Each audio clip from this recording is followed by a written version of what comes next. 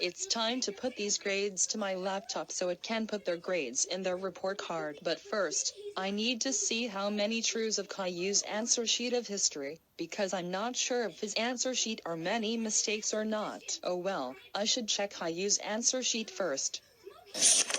Okay, Caillou truths are 5 out of 5 questions, so I calculating him and he get 100, which means he get an A+ in his history of the final exam.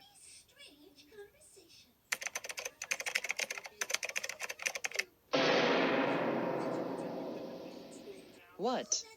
Caillou's history final exam got A+, while Leo got B+, Sarah got C+, and Clementine got B-.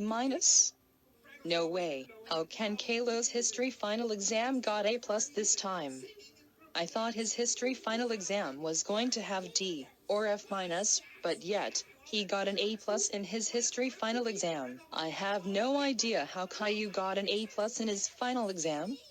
He's supposed to get D or bad grades, not an A+.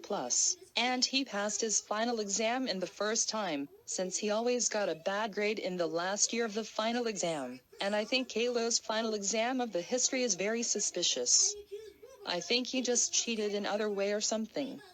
I should know that he never got any A+ in his tests. I'm completely so disappointed with this.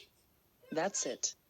I'm going to report this to Mrs. Clementine about Caillou's final exam of history grades. She's also being suspicious about Caillou's final exam of history if I tell her about this.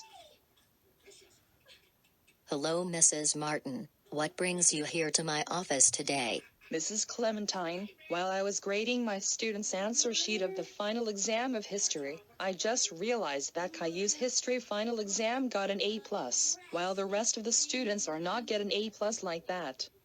This make me curious that how can Caillou got an A+ in his final exam of his history, and it seems to be suspicious that Caillou's final exam of the history that got an A+.